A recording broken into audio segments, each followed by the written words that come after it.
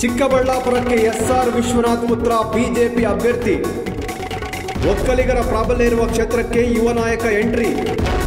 ಚಿಕ್ಕಬಳ್ಳಾಪುರ ಲೋಕಸಭಾ ಕ್ಷೇತ್ರದಲ್ಲಿ ಎಸ್ಆರ್ ವಿಶ್ವನಾಥ್ ಪುತ್ರನ ಹವಾ. ಅಲೋಕ್ ವಿಶ್ವನಾಥ್ಗೆ ಟಿಕೆಟ್ ನೀಡುವಂತೆ ಒಕ್ಕಲಿಗ ಮಠಾಧಿಪತಿಗಳು ಕೂಡ ಆಗ್ರಹವನ್ನು ಮಾಡಿದ್ದಾರೆ.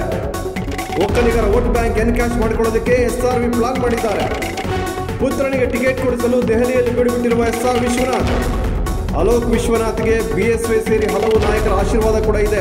ಹೀಗಾಗಿ ದೆಹಲಿಯಲ್ಲಿ ಬಿಡುಬಿಟ್ಟಿರುವ ಎಸ್ಆರ್ ವಿಶ್ವನಾಥ್ ಪಕ್ಷದ ವರಿಷ್ಠರ ಮೇಲೆ ಒತ್ತಡವನ್ನು ಹೇರಿ ಪುತ್ರನಿಗೆ ಟಿಕೆಟ್ ಅನ್ನು ಪಡ್ಕೊಂಡು ಬರೋದಕ್ಕೆ ಮುಂದಾಗಿದ್ದಾರೆ. ಇನ್ನು ತಂದೆಯಂತೆ ಜನರ ಸೇವೆ ಮಾಡೋದಕ್ಕೆ ತೀರ್ಮಾನ ಮಾಡಿದ್ದಾರೆ ಅಲೋಕ್ ವಿಶ್ವನಾಥ್. ಬಡವರ ಬಗ್ಗೆ ಅಪಾರ ಕಾಳಜಿ ಇರುವ ಯುವ ನಾಯಕ ಅಲೋಕ್.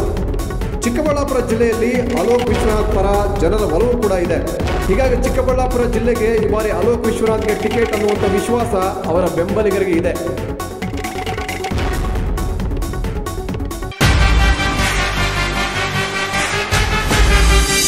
ಜನಸಾಮಾನ್ಯರ ಮಾತೆ ನಮ್ಮ ಮಾತು.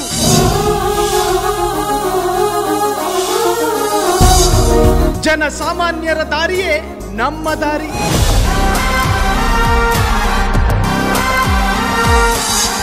ಜನಸಾಮಾನ್ಯರ ಹಿತಾಸಕ್ತಿಯೇ ನಮ್ಮ ಶಕ್ತಿ.